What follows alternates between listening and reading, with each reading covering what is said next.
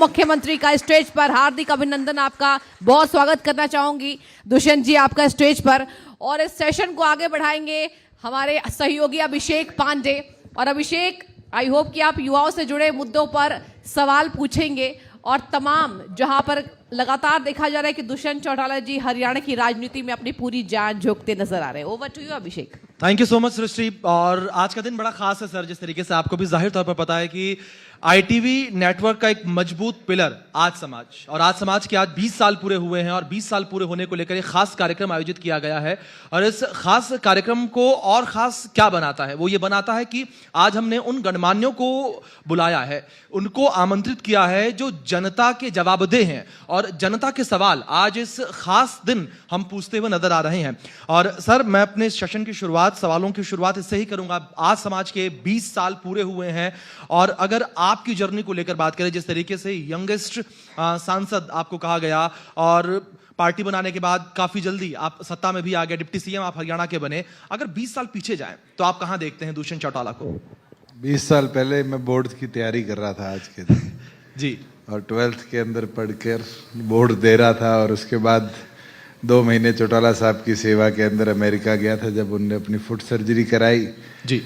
और उसके बाद 2006 के अंदर अमेरिका अपनी बैचलर्स के लिए 4 साल के लिए चला गया था। 2006 का तो दौर मुझे यही याद है जी, कि बोर्ड है, चौटाला साहब की फुट सर्जरी है और उसके साथ साथ अमेरिका के कैलिफोर्निया में अपनी आगे की शिक्षा के लिए शिफ्ट होना जी। सर, अगर यंग फेस को लेकर बात करें हरियाणा में, तो सबसे पहला नाम आपका आता है और जेजेपी के संस्थापक के तौर पर आपको देखा जाता है। और जब भी एक यंग फेस का जिक्र होता है तो आपकी एक फोटो जो है वो बड़ा मतलब आंखों के सामने कहते हैं छप जाती है। जब ट्रैक्टर से आप पहुंचे थे सदन के बाहर, वो उस सोच को लेकर आप क्या कहना चाहेंगे? क्या आपकी उस वक्त सोच थी? किस तरीके से किसानों के मुद्दे को लेकर आप वहां पहुंचे थे कि ट्रैक्टर के रेट महंगे हो गए तो आपने थाम लिया, ये सोच लिया कि मैं अपना विरोध इस तरीके से दर्ज कराऊंगा कि मैं ट्रैक्टर से ही पहुंचूंगा? अभिषेक, पहली चीज तो आपको ही क्लैरिटी नहीं है जी कि मैं ट्रैक्टर लेकर क्यों गया जी। गडकरी जी के महकमे ने एक नोटिफिकेशन निकाली थी कि ट्रैक्टर एग्रीकल्चर की जगह अब नॉन एग्रीकल्चर कमर्शियल व्हीकल बनेगा। बिल्कुल। तो सोचो आप कितने किसान इसमें पीड़ित होते जी कि वो कमर्शियल की श्रेणी में आता तो पीली नंबर प्लेट लगती, और पीली नंबर प्लेट लगती तो उसको हर जगह प्रताड़ित किया जाता। बिल्कुल। और ये चीज जब चौधरी देवीलाल जी इस देश के उप प्रधानमंत्री थे तब नोटिफाई हुआ था कि वो नॉन कमर्शियल एग्रीकल्चर व्हीकल है। और जब गडकरी जी के महकमे ने कदम उठाया जी, तो हमें भी लड़ाई लड़नी भी थी, और लड़ाई ऐसी जिसका देश के प्रत्येक व्यक्ति तक संदेश जाए। और मुझे ये सौभाग्य मिला कि शायद अटल बिहारी वाजपेयी जी इस देश की पार्लियामेंट के अंदर बैलगाड़ी लेकर गए थे जब तेल बढ़े थे जी। और जब ट्रैक्टर को कमर्शियल व्हीकल डिक्लेयर किया गया था तो मैं पार्लियामेंट के अंदर ट्रैक्टर लेकर गया। और मुझे खुशी थी कि 15 दिन जब मैं लगातार ट्रैक्टर लेकर गया पार्लियामेंट के अंदर, तो 15 दिन के अंदर अंदर गवर्नमेंट ने उस नोटिफिकेशन को विड्रॉ भी किया। और आज खुशी के साथ कह सकता हूं कि ट्रैक्टर एग्रीकल्चर व्हीकल की श्रेणी में आज भी काउंट है। और किसान कहीं भी जाता है तो किसान को वो पीड़ा नहीं होती कि उसको किसी ना किसी पुलिस वाले के या टोल कर्मी के उससे ज्यादा माथापच्ची करनी पड़े। बिल्कुल सर। सर, अब बात अगर हरियाणा को लेकर करें, 2019 चुनाव को लेकर करें, जिस तरीके से 2019 में किंग मेकर की भूमिका आपने निभाई थी और आप नहीं होते तो शायद एनडीए की सरकार जो है वो भी प्रदेश में नहीं बनती। अगर जेजेपी के इस फैसले को लेकर बात करें, क्या इस फैसले को आप एक बेहतरीन फैसला मानते हैं या एक गलती के तौर पर देखते हैं? क्योंकि करीब करीब 4 से 4.5 साल तक आप सरकार का हिस्सा रहे, लेकिन उसके बाद जो स्थितियां, तस्वीरें देखने को मिली, आपके मंत्री, आपके विधायक जो हैं, कुछ लोग कांग्रेस, कुछ लोग बीजेपी में चले गए। पहले तो अभिषेक, फैसला सही गलत इस पे मैं जवाब दे दूं। फैसला सही था, और सही इसलिए था 50% आज महिलाएं हरियाणा के पंचायती राज में बैठी है जी। फैसला सही था कि 2000 से 3000 रुपया ओल्ड एज पेंशन पहुंची। फैसला सही था कि 75% कानून विधानसभा में पारित हुआ। फैसला सही था कि हिसार एयरपोर्ट का निर्माण हुआ जी। अगर मैं सही फैसले बताऊं तो शायद अनेक ऐसे विषय हैं जिसको आप भी समझते हैं, देखते हैं हरियाणा की प्रगति के अंदर, जिनने अपना योगदान दिया। और दूसरी ओर पर आप कहते हैं कि 4.5 साल बाद विधायक और मंत्री मेरे साथ नहीं रहे। जी आप कांग्रेस को उठाकर देखो, जी कितने ऐसे कांग्रेसी जो यूपीए 1 और 2 के अंदर मंत्री थे आज कांग्रेस में बचे हैं। ये तो समय है। मेरे को किसी एक ब्यूरोक्रेट ने एक बात कही थी, कहता सर हम तो राज के पूत हैं, जिसका राज उसके पूत। राजनीति के अंदर भी कई व्यक्ति ऐसे हैं जो इस मंशा और इच्छा के हैं कि भाई यहां स्ट्रगल करना पड़ेगा, स्ट्रगल नहीं होता, चलो राज के मजे लेते रहो। और वो फैसले उनके निजी या उनके साथियों के मिलकर होते हैं। जी राजनीति के अंदर अच्छा समय भी आता है और ऐसा समय भी आता है जब पीछे बैठना पड़ता है। जैसे अटल बिहारी वाजपेयी जी इस देश के प्रधानमंत्री जरूर बने, जी मगर एक दौर था लोगों ने उनको भी चुनाव हराया था। भारतीय जनता पार्टी 303 पे तो पहुंची, मगर एक दौर था भारतीय जनता पार्टी के 2 ही सांसद पार्लियामेंट में रह गए थे। जी और एक कांग्रेस जो 423 के साथ पार्लियामेंट में एक प्रचंड बहुमत लेकर आई थी, उसके पास लीडर ऑफ ऑपोजिशन बनाने के लिए लोकसभा में नंबर्स नहीं थे जी जब मैं पार्लियामेंट में था। तो ये तो दौर आता है, इस दौर के अंदर जन भावनाएं किस और करवट लेती है वो महत्व रखता है। और मेरे जीवन में तो मैं एक ही चीज सीखा हूं कि संघर्ष करते रहेंगे, लोगों की आवाज बनकर लोगों की आवाज की लड़ाई लड़ते रहेंगे तो जनता आपको दोबारा जिता कर भेजेगी। मैं हरियाणा के मुख्यमंत्री का परसों बयान सुन रहा था। जी हरियाणा के मुख्यमंत्री ने कहा दुष्यंत फ्री हो गया। फ्री तो जनता ने उनको भी कर दिया था। उनकी धर्मपत्नी को जिला परिषद के अंदर शायद दूसरा या तीसरा नंबर मिला था, चौथा नंबर आया था। तो वो क्या जन भावनाएं नहीं थी? मगर मुख्यमंत्री जी ये भूल गए कि वो सत्ता में जब दूसरी बार उनकी पार्टी आई तो हमारा योगदान बहुत बड़ा रहा। और ये तो दौर है राजनीति के अंदर, आता है जाता है, कौन कब आ जाए कब चला जाए किसी को नहीं पता। बिल्कुल दुष्यंत जी, जिस तरीके से आपने जिक्र किया कि ये दौर है, अगर इस दौर को लेकर बात करें, इस दौर से बतौर जेजेपी के संस्थापक आप क्या सीख ले रहे हैं? क्योंकि अगर मौजूदा समय को लेकर बात करें, जहां जिस तरीके से पहले मैंने जिक्र किया कि किंग मेकर की भूमिका में आप थे और आज के समय में आपके एक भी विधायक जो हैं वो विधानसभा चुनाव में जीत कर नहीं आए। देखिए मैं मानता हूं कि 2024 का जो चुनाव था ये 2 परिस्थितियों का चुनाव था जहां प्रो गवर्नमेंट और एंटी गवर्नमेंट लड़ाई लड़ी जी और कंसोलिडेशन हुई और कंसोलिडेशन का फायदा कांग्रेस को मिला। जी क्या पूरे विपक्ष के अंदर कांग्रेस को छोड़ के 5% से ज्यादा वोट मिले? इतनी पोलराइजेशन इस चुनाव में देखने को मिली। और ऐसी शायद पोलराइजेशन एक बार पहले देखने को मिली थी 87 के अंदर जब चौधरी देवीलाल को प्रचंड बहुमत मिला था और कांग्रेस 5 विधायक लेकर आई थी। तो ये दौर आते हैं राजनीति के अंदर और इन दौरों से घबराकर अगर हम घर बैठ जाए तो शायद फिर आने वाले भविष्य में जनता की आवाज हम बन नहीं पाएंगे, राजनीतिक लड़ाई लड़ नहीं पाएंगे। हाँ, मुद्दे आएंगे, मुद्दे हम उठाएंगे, मुद्दों पे लड़ाई लड़ेंगे। जैसे नैक का इशू था, हमने तो गवर्नर साहब को ज्ञापन दिया और ज्ञापन के 48 घंटे में केंद्र सरकार की नोटिफिकेशन आ गई, धर्मेंद्र प्रधान जी का बयान आ गया कि नैक रेटिंग पूरे देश में होगी। ये लड़ाई लड़ी ना, किसके लिए लड़ी? 1.25 करोड़ छात्र छात्राओं के लिए। क्या ऐसी लड़ाई हम पूरे प्रदेश के अलग अलग विषयों पर, देश के अलग अलग विषयों पर नहीं लड़ेंगे? अब हम बात करें यूएस ट्रेड डील की, और मैं तो आपको बताना चाहूंगा इसको थोड़ा गंभीरता से लेने की बात है।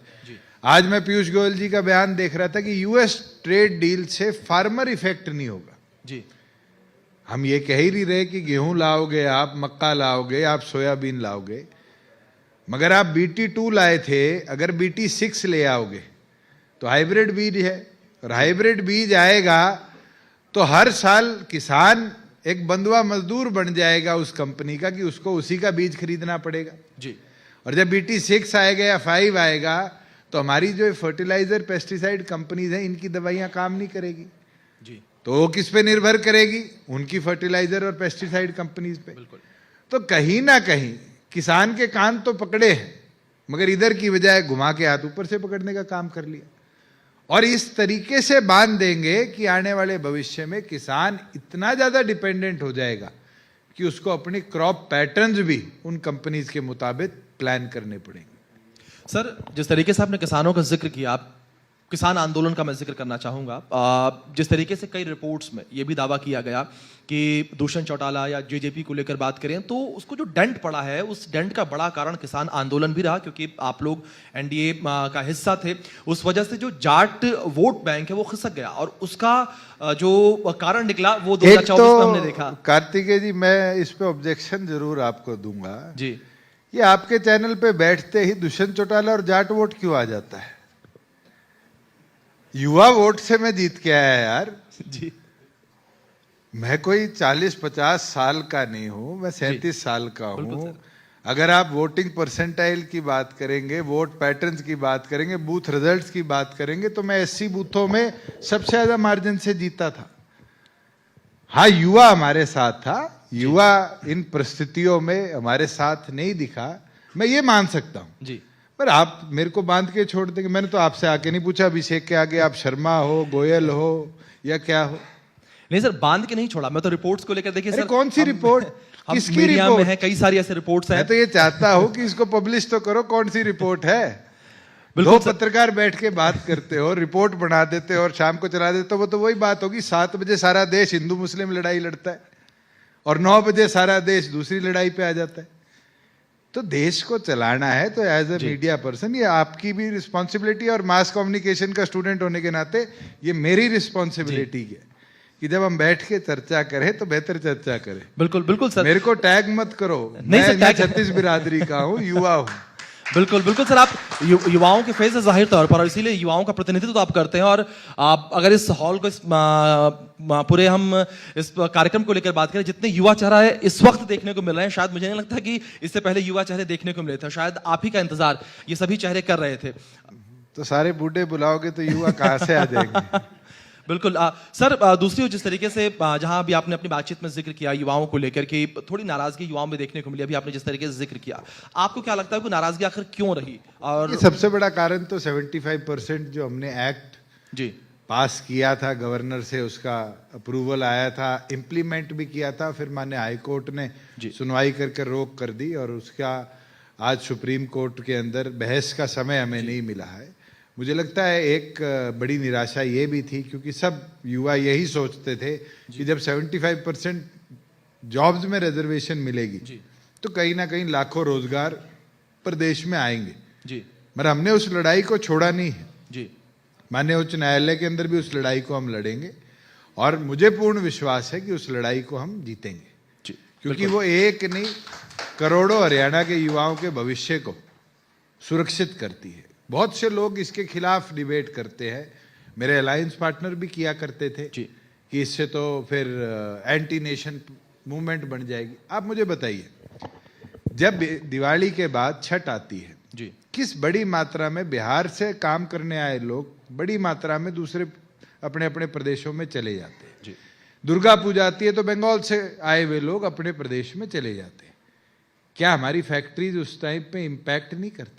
बिल्कुल। अगर लोकल एम्प्लॉयमेंट रहेगी तो कहीं ना कहीं उनके पास ऑल्टरनेटिव सोर्स हमेशा तैयार रहेगा।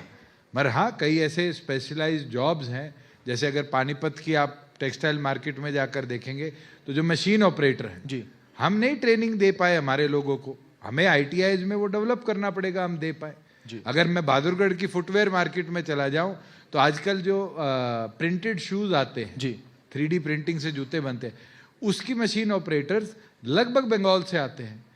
मगर हमने कदम उठाया था उन्हीं लोगों के साथ मिलकर, जब बहादुरगढ़ के ITI के अंदर हमने वो मशीन 2-3 करोड़ की उन्हीं के CSR से लेकर और उसकी ट्रेनिंग शुरू कराई। तो आज खुशी है, जहां 50-50 हजार रुपए में एक ऑपरेटर मिलता था, लोकल एम्प्लॉय 30,000 में उससे बेहतर काम कर दिखा रहा है जी। तो ये व्यवस्था बनती उस एक्ट से, मगर कहीं ना कहीं ऐसा भ्रम फैलाया गया कि पता नहीं क्या हो जाएगा और कैसे हो जाएगा कि सारे रोजगार छिन जाएंगे दूर से आए लोगों के। हमने किसी के रोजगार नहीं छीने, अगर आपकी कैपेबिलिटी है आपको रोजगार मिलेगा, मगर जो रोजगार लोकल लेवल का व्यक्ति सस्ते में और बेहतर तरीके से कर सकता है वो इंडस्ट्री फ्रेंडली कदम है। और मुझे लगता है इंडस्ट्री आज नहीं तो कल कोर्ट में जाकर इस पे स्टे लाने से जरूर पछताएगी। बिल्कुल सर, जिस तरीके से आपने साथ मिलकर काम करने का जिक्र किया, अगर साथ मिलकर काम करने को लेकर बात करें, जब आप एनडीए का हिस्सा थे, जब आपने जो विजन सरकार के साथ मिलकर उस वक्त देखा था, सरकार में रहते हुए बतौर डिप्टी सीएम, क्या आपको लगता है कि जो विजन देखा गया था, जिस विकसित हरियाणा की बात की जा रही थी, उस तरीके से उस विजन की ओर मौजूदा समय में हरियाणा जाता हुआ नजर आ रहा है? देखिए, एक चीज शायद बहुत कम लोगों को पता है, एक योजना मैंने बनाई थी पद्मा। जी जी। पद्मा योजना थी एमएसएमई सेक्टर के लिए, कि एमएसएमई सेक्टर छोटे छोटे इंडस्ट्रियल क्लस्टर बनाए, 1 ब्लॉक 1 प्रोडक्ट की, और प्रधानमंत्री जी ने उसको देश में लागू किया फिर उसके बाद। और उस पद्मा योजना से हमें जो लाभ मिला, आज हरियाणा के शायद 7 ऐसे जिले हैं जिनमें अलग अलग छोटे छोटे इंडस्ट्रियल क्लस्टर बन रहे हैं। उसका लाभ क्या मिलेगा? अगर आप हरियाणा को समझेंगे, देखेंगे, तो बहुत सी ऐसी प्रोडक्ट है, जैसे जुतियां हैं। नरवाना ब्लॉक ऐसा है जिसमें जूतियों की बहुत ज्यादा प्रोडक्शन है, मगर शायद नरवाना के लोगों को ही नहीं पता, क्योंकि वहां बनती है। हाँसी शहर है, जो ये लड़कियां जुतियां पहनती है, आजकल फैशन में रंग बिरंगी आई हुई है, वो दिल्ली से लोग कपड़ा लाके हाँसी देते हैं, और लाखों की मात्रा में डेली हाँसी में प्रोडक्शन होती है, और वापिस वो दिल्ली जाके मार्केट होके बिकती है। अगर हम उनके क्लस्टर्स बना देंगे तो कहीं ना कहीं उन लोगों को हम एम्प्लॉयमेंट दे पाएंगे। और आज मुझे खुशी है कि 1000 से ऊपर इंडस्ट्रियल प्लॉट्स या तो डेवलप हो चुके हैं, या डेवलपिंग स्टेज में है, या गवर्नमेंट से अप्रूवल ले चुके हैं पद्मा योजना के तहत। और आने वाले भविष्य में जो ये बड़े बड़े इंडस्ट्रियल पार्क बन रहे थे, इससे बड़ी योजना एमएसएमई सेक्टर के लिए कोई बनेगी तो पद्मा बनेगी। सर, अभी जिस तरीके से आपने इंडिया यूएस ट्रेड डील का जिक्र किया, तो जहां किसानों का आपने जिक्र किया, किसानों को लेकर बात की जाए तो जी राम जी बिल भी मुझे याद आता है। अगर जी राम जी बिल को लेकर बात करें, क्या आपको लगता है कि आप पहले मुस्कुराने लगे, अगर जी राम जी बिल को लेकर बात करें, क्या आपको लगता है कि किसानों का रोजगार इस बिल के माध्यम से छिन रहा है? एक और सरकार ये कह रही है कि इसके माध्यम से जो रोजगार गारंटी है वो खत्म नहीं होगी, बल्कि रोजगार और मिलेगा। पहली चीज तो मैं कांग्रेस के साथियों की जी, इसको मूर्खता कहूं, गलती कहूं, कि गांधी जी के नाम के पीछे उनने इस बिल की असलियत को दबा दिया, छुपा दिया, खत्म कर दिया। जी। महात्मा गांधी जी का नाम इस देश के इतिहास से जब हटेगा, जब नोट के ऊपर से उनकी फोटो हट जाएगी। जी। उनको राष्ट्रपिता कहना हम बंद कर देंगे। एक आदि योजना से उनका नाम हटाने से महात्मा गांधी जी इस देश के राष्ट्रपिता के तौर पे नहीं हट सकते। अब बात आती है जी राम जी। क्या आपने उस एक्ट के 4 प्रावधान भी पढ़े हैं? जो सरपंच आज ये ऑटोनॉमी रखता था कि 284 अलग अलग योजनाओं में से वो मनरेगा में कोई भी योजना करा सकता था, नए बिल के अंदर वो समाप्त कर दी गई है। अब सरपंच को अगर अपने गांव में एक काऊ शेल्टर बनाना है, गाय बाड़ा जिसको हम कहते हैं, अंग्रेजी में कुछ और कह देंगे, मगर छोटी गौशाला कह दो, गांव लेवल की इमरजेंसी के लिए। पहले मनरेगा में प्रावधान था कि आप वो बना के गांव के लिए दे सकते हो। अब जी राम जी में क्या कर दिया कि सरपंच ऑनलाइन डालेगा, जो रूरल डेवलपमेंट डायरेक्टर है वो उसको अप्रूवल देगा, वो केंद्र को जाएगी, केंद्र अप्रूव करेगा तो वापिस योजना आएगी। जी। तो हर चीज केंद्र के कंट्रोल में होगी। और केंद्र के कंट्रोल के साथ साथ उसमें एक प्रोविजन और दे दिया, जो बहुत कम लोग मैथमेटिक्स में समझते हैं, कि जो स्टेट शेयर होगा वो 40% होगा। जी। तो अगले बार आपके चैनल में सैनी साहब या किसी और प्रदेश का कोई मुख्यमंत्री या फाइनेंस मिनिस्टर आए, तो उससे जरूर पूछना कि क्या हरियाणा, पंजाब, राजस्थान जैसी स्टेटों में आज 40% भरने की कैपेसिटी है? प्रधानमंत्री ने पिछले दिनों एक योजना लागू करी थी, जिसमें जो केंद्र फंडेड प्रोजेक्ट्स हैं, उन केंद्र फंडेड प्रोजेक्ट्स के अंदर जब स्टेट अपना शेयर डाल देगी, तब सेंटर का शेयर रिलीज होगा। शायद स्वामित्व योजना है या ऐसा कुछ नाम है, मेरे याद नहीं आ रहा। उस योजना के आने के बाद जितने हमारे पब्लिक हेल्थ की पाइपलाइन गांव में पानी के लिए जल जीवन मिशन में बिछ रही थी, वो पूरी तौर पर नॉर्थ इंडिया में रुक चुकी है। क्योंकि स्टेट्स क्या करती थी, स्टेट्स महीना दर महीना जो पैसा बचता था इन योजनाओं में डालती रहती थी, मगर जब प्रोग्रेसिव तौर पे पैसा डालना पड़ेगा, जब स्टेट्स के पास पैसा नहीं होता।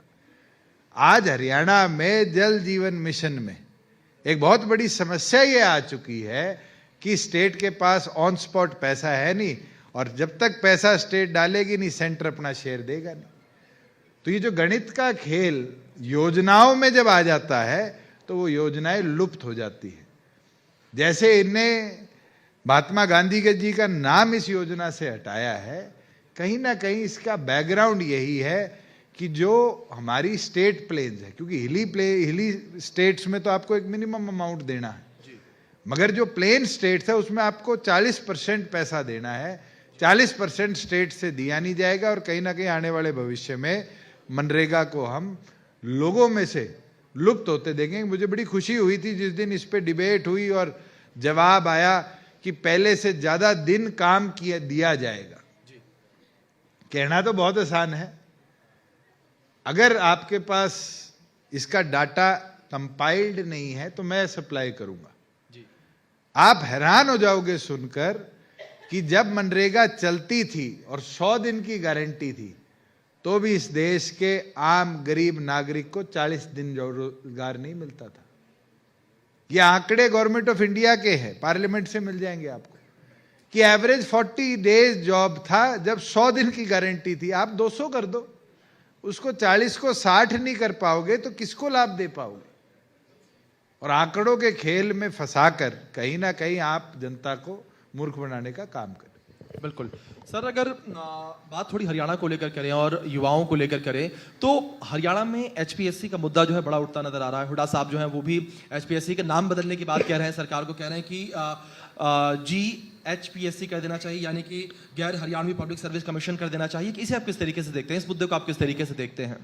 रोजगार मेरा अधिकार जो 75% हमने मुहिम चलाई थी, उसमें एक अहम हिस्सा यही था। उस समय बिजली बोर्ड के एसडीओ की भर्ती निकली थी और उस भर्ती में 80% से ज्यादा नॉन हरियाणवी थे जी, और मनोहर लाल खट्टर जी ने दूसरे दिन उस भर्ती को कैंसिल किया था जी। और उसके बाद 4.5 साल इस तरह की घटनाक्रम हमें प्रदेश में देखने को नहीं मिला। मगर आज ये हालत है कि पिछली 3 भर्तियों के अंदर, चाहे वो असिस्टेंट प्रोफेसर्स की हो जी, चाहे अभी 2 भर्तियां रिसेंटली आए हो, जिस बड़ी संख्या बल के साथ हरियाणा के बच्चे छोड़िए, आप बच्चों के भर्ती होने के नंबर्स को उठाकर देख लीजिए। अभी कल ही एक रिजल्ट आया, शायद 600 में से 600 वैकेंसीज में से कुछ वैकेंसीज निकली हैं। 1:3 लेने की जरूरत ही नहीं। जितने इन्होंने 35 से ऊपर मार्क्स लिए हैं वो तो सारे पास हैं जी। फिर भी उनका इंटरव्यू होगा और उनको फेल किया जाएगा, फिर एचपीएससी का औचित्य क्या रह गया? और जो नेट जेआरएफ पीएचडी करे हुए बच्चे अगर सरकार का कॉम्पिटिटिव एग्जाम क्लियर नहीं कर पा रहे, तो सरकार को अपने एग्जामिनेशन स्टाइल को जरूर चेक करना चाहिए। ना कि एचपीएससी के चेयरमैन को यह कहना चाहिए कि इनकी यूनिवर्सिटीज की जो डिग्री है उनका औचित्य नहीं है जी।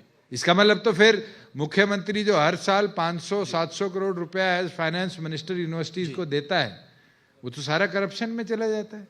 बिल्कुल सर, समय की बड़ी पाबंदी है, लेकिन इस बीच में एक छोटा सवाल आपसे और यहाँ करना चाहूंगा, संक्षेप में आपसे भी उत्तर चाहूंगा। जिस तरीके से यहाँ भर्ती प्रक्रिया को लेकर आपने सवाल उठाए हैं, आपको क्या लूप होल लगता है जिस वजह से, अगर भर्ती प्रक्रिया को लेकर बात करें, पेपर लीक को लेकर बात करें, बार बार ये मुद्दे उठते नजर आते हैं। पेपर हो जाते हैं तो रिजल्ट नहीं आते, रिजल्ट आ जाता है तो भर्ती जो है निरस्त कर दी जाती है। देखो, कल ही एक भर्ती इनने कैंसिल करी है जिसकी 2002 के अंदर 2022 के अंदर इंटरव्यूज हो चुके थे जी। ऐसे ही इनने सिरसा की चौधरी देवीलाल यूनिवर्सिटी में, जहां सब कुछ हो चुका, बिल्कुल, यूनिवर्सिटी की तरफ से हायर एजुकेशन से अप्रूवल आ चुकी कि भर्ती खोल दो, उन सब को कैंसिल कर दिया। और वहीं दूसरी ओर पर अगर मैं बात करूं एमडीयू की, तो एमडीयू में मुख्यमंत्री ने चिट्ठी भिजवा दी कि आप भर्ती प्रक्रिया पर रोक है, भर्ती आप कर नहीं सकते, और स्टेट गवर्नमेंट की तरफ से अप्रूव्ड नहीं है वो रिजल्ट। और उसके बाद भी वाइस चांसलर इतने पावरफुल है जिनने भर्ती का रिजल्ट भी आउट कर दिया और सारे ज्वाइन भी करा लिए। जी। तो एक स्टेट में जब दो साम्राज्य चल रहे हैं, एक साम्राज्य उन लोगों का जो सरकार से डरते नहीं है और एक साम्राज्य उन लोगों का जो सरकार को कुछ मानते नहीं है, तो कहीं ना कहीं इस वजह से आज हमारे जो जॉब वैकेंसीज हैं वो बढ़ती जा रही हैं, हमारे इंस्टीट्यूशंस फेल होते जा रहे हैं और जो पब्लिक सर्विस कमीशन है वो कहीं ना कहीं चेयरमैन पब्लिक कमीशन ज्यादा बनता जा रहा है, क्योंकि मनमर्जी चेयरमैन की उस कमीशन के अंदर आज चल रही है। बिल्कुल, मनमर्जी की बात जिस तरीके से सर आपने जिक्र की है, और बहुत शुक्रिया सर आपका जुड़ने के लिए, अपना कीमती वक्त जो है वो इंडिया न्यूज़ आज समाज के साथ साझा करने के लिए। और सर का जिस तरीके से हम धन्यवाद करेंगे, साथ ही साथ अपने दर्शकों का भी हम धन्यवाद करना चाहेंगे। लंबे समय से तमाम हमारे दर्शक जो हैं वो बने हुए थे। आज खास कार्यक्रम जिस तरीके से आज समाज के 20 वर्ष पूरे होने पर हम सभी जो हैं एकत्रित हुए थे, और ITV नेटवर्क का एक मजबूत स्तंभ है आज समाज। और आज समाज जिस तरीके से जनता के जो सरोकार है, जनता के जो मुद्दे हैं उन्हें हमेशा उठाता रहा है, और आगे भी सालों साल तक इसी तरीके से पूरा ITV नेटवर्क जो है जनता के मुद्दों को उठाता रहेगा। बहुत शुक्रिया आप सभी लोगों का, thank you so much sir. दोबारा ऐश्वर्या जी को, कार्तिकेय जी को और सारे आज समाज और ITV की टीम को बधाई देता हूं कि आपका ये बहुत सुनहरा 20 साल का सफर है, और परमात्मा इसी तरह आपको अच्छी पत्रकारिता इस देश को आगे बढ़ाने के लिए, ले जाने के लिए बहुत बहुत शुभकामनाएं। Thank you so much sir, thank you.